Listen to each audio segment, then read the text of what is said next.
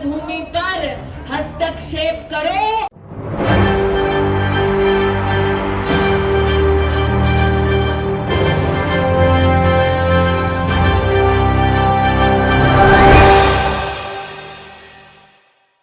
गौतम अडानी को बचाने के लिए मोदी सरकार ने अपनी पूरी टीम को लगा दी है। जी हां, संसद हो या संसद से बाहर, आज प्रधानमंत्री नरेंद्र मोदी भी एक और जहां गौतम अडानी को बचाने में लगे हुए हैं, तो वहीं भारतीय जनता पार्टी के तमाम ऐसे मंत्री, तमाम ऐसे सांसद हैं जो अडानी का समर्थन करते हैं, अडानी का पूरी तरीके से बचाव करते हैं। संसद में निर्मला सीतारमण जहां अडानी के मुद्दे पर चुप्पी साध लेती हैं, तो गृह मंत्री अमित शाह ने चुप्पी तोड़ते हुए कहा कि अडानी को लेकर जैसी खबरें चलाई जा रही हैं ऐसा है ही नहीं। हिंडनबर्ग की रिपोर्ट को उन्होंने चैलेंज दिया है और उन्होंने कहा कि हिंडनबर्ग की रिपोर्ट झूठी है। लेकिन 2024 के लोकसभा चुनाव से पहले क्या वाकई अडानी का मुद्दा अगर चुनाव में उठता है तो क्या भारतीय जनता पार्टी के लिए यह सबसे बड़ी मुश्किल होगी और प्रधानमंत्री नरेंद्र मोदी के लिए क्या मुश्किल का वक्त आने वाला है। नमस्कार, मैं हूं राहुल शर्मा, आप देख रहे हैं SPN9 न्यूज़। स्वागत है आप सभी का हमारे इस प्रोग्राम में और प्रोग्राम की शुरुआत हम कर रहे हैं जेपीसी जांच से, गौतम अडानी से। मेरे साथ मेरी खास सहयोगी नाजमीन भी जुड़ी हुई है और जो कि नाजमीन से हम चर्चा करेंगे कि अगर जेपीसी जांच हो जाती है, जिसकी लगातार विपक्षी पार्टियां बात कर रही हैं, ऐसे में क्या आने वाले वक्त में यही जेपीसी जांच है जो मोदी और अडानी के रिश्तों पर तो बड़ा खुलासा करेगा, साथ ही साथ ये भी पता चलेगा कि आखिरकार क्यों प्रधानमंत्री नरेंद्र मोदी केवल एक बड़े बिजनेसमैन, वो भी गौतम अडानी पर मेहरबान हुए। और साथ ही साथ ये भी देखा जा रहा है कि क्या कोर्ट से बड़ी राहत मिलेगी। जी हां, विपक्षी पार्टियों को और विपक्ष की जीत होगी। नाजमीन मेरे साथ जुड़ी हुई है। नाजमीन, बहुत बहुत स्वागत है इस प्रोग्राम में आपका। और मेरा पहला सवाल है, सड़क से संसद तक जिस तरीके से हम देख रहे हैं कि आज विपक्षी पार्टियां गौतम अडानी को लेकर लगातार एक के बाद एक सवाल कर रही हैं और ये पूछा जा रहा है कि जेपीसी जांच क्यों नहीं होती है। क्या जेपीसी जांच इतनी ज्यादा मायने है जिस पर विपक्ष बार बार कह रहा है? और अगर ये जेपीसी जांच हो जाती है तो मोदी सरकार से उनके क्या रिश्ते हैं और किस तरीके से तमाम बड़े जो भारत के सरकारी एजेंसी या तमाम जो भी कॉन्ट्रैक्ट अडानी को दिए गए, ये सारा सच आ जाएगा? जी बिल्कुल, जेपीसी जांच बहुत बड़ी जांच के रूप में देखी जाती है। ये जांच आसानी से भी नहीं होती है, कहीं ना कहीं घोटाले को दिखाती है। तो यही आपको बता दें कि ये जेपीसी जांच होती है तो मोदी और अडानी के रिश्ते काफ़ी कुछ सच सामने आ सकते हैं। विपक्ष लगातार संसद से लेकर सड़क तक, सड़क से लेकर संसद तक ये मुद्दा उठाती रही है। देखा जा रहा है कि संसद में जब ये मुद्दा उठाया जाता है तो वहाँ पर म्यूट कर दिया जाता है, उनकी आवाज़ को बंद कर दिया जाता है। वहीं जब सड़क पर आकर बोला जाता है तो यहाँ पर अमित शाह कहते हैं कि आप सुप्रीम कोर्ट जाइए और वहाँ पर सबूत पेश कीजिए। अब यहाँ पर विपक्ष तैयार हो चुका है सबूतों के साथ। अब देखना है कि जेपीसी जांच होती है तो उसमें मोदी सरकार के तहत और क्या कुछ निकल कर आता है। आपको बता दें कि जब पीएम नरेंद्र मोदी सीएम पद पर थे, जब गुजरात में थे, वहीं से अडानी का रिश्ता उनके साथ था और देखा जाता था कि अब ये रिश्ता अभी तक भी चलता हुआ आ रहा है जब ये पीएम नरेंद्र मोदी बन चुके हैं। अब यहाँ पर ये है कि यहाँ पर अगर उनका रिश्ता खुलेगा तो काफ़ी कुछ सच सामने आएगा जिससे कहीं ना कहीं चुनाव पर असर पड़ेगा। तो ये सीधे सीधे तौर पर देखा जा रहा है कि आखिरकार क्यों जेपीसी जांच से डरा जा रहा है। लेकिन क्या बीजेपी इतनी डर गई है कि केवल गांधी परिवार पर निशाना साधा जा रहा है, या देश में तमाम मुद्दों को छोड़कर भारतीय जनता पार्टी आज गांधी परिवार पर निशाना साध रही है? स्मृति ईरानी ने कैसे अडानी का बचाव करते हुए किस तरीके से गांधी परिवार को घेरा है, और क्या अडानी का समर्थन करना स्मृति ईरानी को भी भारी पड़ जाएगा? देखिए ये रिपोर्ट। प्राण की लड़ाई है, एक तरफ प्रधान सेवक मोदी है और दूसरी ओर गांधी खानदान का वो व्यक्ति है जिसको अमेठी की जनता ने धूल चटाई और वो जाकर विदेश में अब दूसरे राष्ट्रों के सामने गिड़गिड़ा रहा है और दूसरे राष्ट्रों को कह रहा है, आओ भारत की इस हमारी मातृभूमि पर हस्तक्षेप करो। इसलिए आज सौगंध देकर जा रही हूं भारतीय जनता पार्टी के एक कार्यकर्ता को कि जिस कांग्रेस पार्टी के नेता ने हमारी मातृभूमि का अपमान किया, उस कांग्रेस पार्टी को इस क्षेत्र में बिल्कुल भी समर्थन नहीं मिलना चाहिए, क्योंकि ये भूमि टुकड़ा नहीं, ये वंदन की भूमि है, अभिनंदन की भूमि है।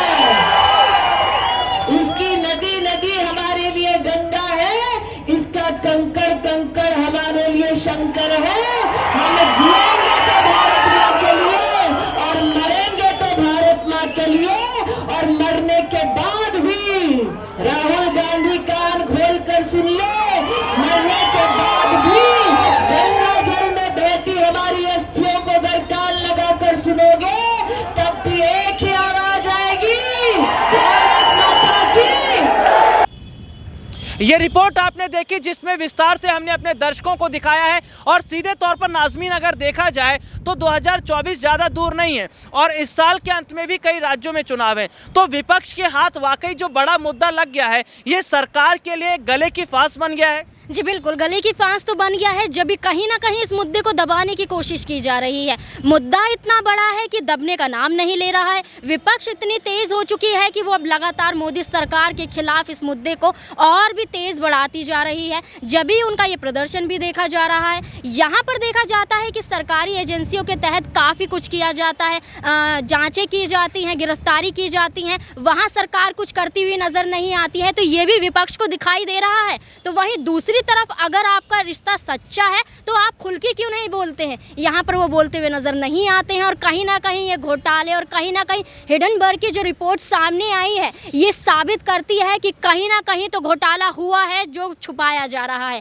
इसी को लेकर विपक्ष लगातार इस मुद्दे को उठा रहा है और इस मुद्दे को उठाते हुए इसका असर चुनाव पर ज़रूर पड़ेगा। जैसा कि आपने कहा कि विधानसभा चुनाव, लोकसभा चुनाव नज़दीक है, जिसको देखते हुए विपक्ष भी तेज हो चुका है और वो लगातार इस मुद्दे को उठाता जा रहा है। जी बिल्कुल, देखिए एक और जहां विपक्षी पार्टियों पर हम देख रहे हैं एक के बाद एक छापे पड़ रहे हैं। ईडी हो, सीबीआई हो, एनसीबी, तमाम आज सरकारी एजेंसियां छापे मार रही हैं। हाल ही में बिहार में लालू यादव के घर पर छापे मारे जाते हैं और तमाम सामान बरामद होते हैं, जिसके बाद देखा जाता है कि फिलहाल लालू प्रसाद यादव को कोर्ट से जमानत मिल जाती है।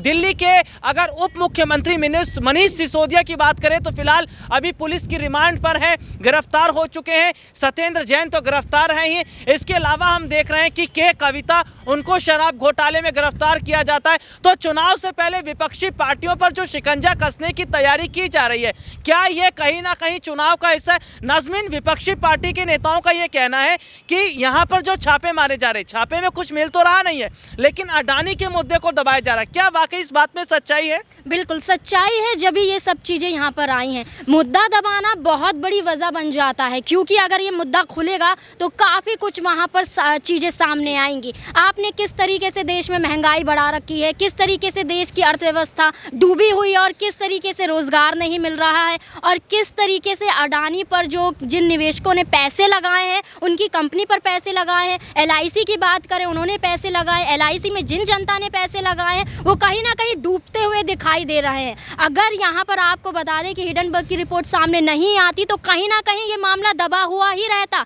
लेकिन इसकी रिपोर्ट आना और विपक्ष का लगातार इस मुद्दे को बढ़ाना ये साबित करता है कि विपक्ष इस मुद्दे को दबने नहीं देगा और मुद्दा दबेगा नहीं और उठेगा, इतना उठेगा कि यहाँ पर अब जवाब देना पड़ेगा। तो देखिए सीधे सीधे तौर पर देखा जा रहा है कि जवाब देना पड़ेगा और फिलहाल मौजूदा समय के अंदर सरकार आज कटघरे में है। ये वही सरकार है जो विपक्ष को कटघरे में खड़ा करती है, ये वही सरकार है जो विपक्ष पर आए दिन छापे मारती है। लेकिन क्या अब छापे मारने की बारी इनकी है और क्या अब सरकारी एजेंसियां जो है वो मोदी के खिलाफ बैठनी चाहिए? क्योंकि एक बाइट भी हमने अपने दर्शकों को दिखाई और उसके साथ ही साथ हम तमाम खबरों को जिस तरीके से चर्चा कर रहे हैं, ये कहीं ना कहीं देखा जा रहा है कि चुनाव नजदीक आते ही किस तरीके से आज मुश्किलें जो है वो विपक्ष की बढ़ती नजर आ रही है। लेकिन नाज़मीन, अगर देखा जाए सत्ता पक्ष और विपक्ष जिस तरीके से आमने सामने आया हुआ है, क्या ये एक बहुत बड़ा चैलेंज है चुनाव से पहले का?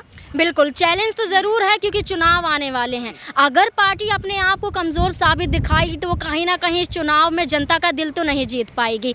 वहीं मुद्दे इतने बड़े हैं कि सामने आना ही पड़ेगा। इन मुद्दों के ज़रिए जो विपक्ष अपनी आवाज़ उठा रहा है और कहीं ना कहीं मोदी सरकार जिस तरीके से विपक्ष की आवाज़ दबाने की कोशिश कर रहा है, है। ये जो देखा जा रहा है, खींचताव देखा जा रहा है, ये चुनाव के दौर को देखते हुए ही देखा जा रहा है। यहाँ पर ये साबित होना बहुत ज़रूरी है कि आखिरकार ये रिश्ता क्या है, इस रिश्ते को क्या नाम दें, ये जनता भी जानना चाहती है। तो कहीं ना कहीं विपक्ष और मोदी सरकार में ये जो खींचतान देखा जा रहा है, ये चुनाव से पहले होने वाली तैयारियां भी हैं। जी बहुत बहुत शुक्रिया आपका। और देखिए, चुनाव से पहले सत्ता पक्ष और विपक्ष का आमने सामने आना ये बताता है कि 2024 का चुनाव जहां बीजेपी के लिए काफ़ी कांटों भरा रहने वाला है, तो क्या चुनाव से पहले अगर विपक्ष एकजुट हो जाता है तो क्या 2024 में विपक्ष की सरकार बनेगी? जनता को क्या लगता है, लोगों को क्या लगता है, कमेंट करके ज़रूर बताइएगा। फिलहाल के इस प्रोग्राम में इतना ही, आपसे फिर दोबारा मुलाकात होगी, तब तक के लिए इजाज़त दीजिए, नमस्कार।